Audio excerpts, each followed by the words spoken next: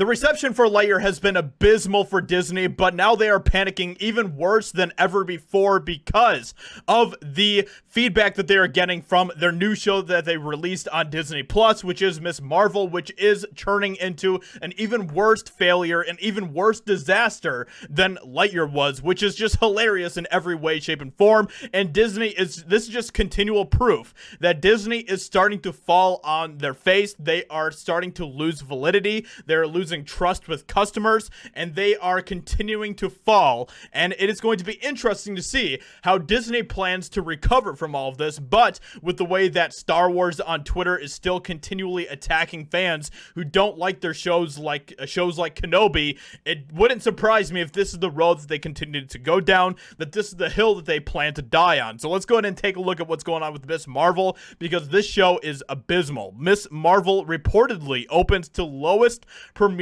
viewership numbers of any Disney Plus Marvel series. And just like Star Wars, how we saw with the Star Wars trilogy, the sequel trilogy, how each film did worse than the last film, that is exactly what is happening with these types of Marvel shows as well, where they are continuing to go downhill instead of what they should be doing, which is uphill. But this just goes to show that as more and more people wake up, they're getting sick and tired of the woke propaganda, the insane agendas that are being pushed in everything that is coming out from Hollywood. So let's go ahead and see what is going on here with this story. Ms. Marvel is apparently struggling to embiggen itself within the hearts of viewers, as according to a new report, the young superheroine's solo outing has opened to the lowest viewership numbers of any of Disney Plus's Marvel Cinematic Universe tie-in shows.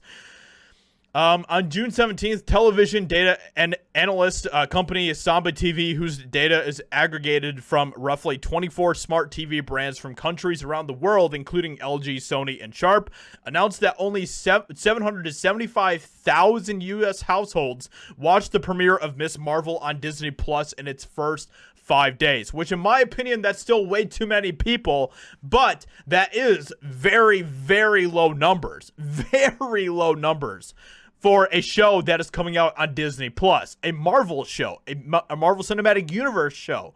While less than other MCU series, it was a hit with Gen Z, they added. Viewers aged 20 to 24 watch at the highest rate of any MCU show, and it drew a more diverse audience, with Black, Hispanic, and Asian households watching it at a higher rate. So, they tried to spin that as some sort of win, but really, when you don't have a good story, and you don't have, good characters, and you continue to try to push agendas, it's going to drive out larger demographics than the ones that you're actually bringing in for any of this stuff. And this ad is right in the way of the text, which is super annoying. Like, come on, guys. You shouldn't have an advertisement right over your text for your article. Are you kidding me? Anyway, let's go ahead and continue here.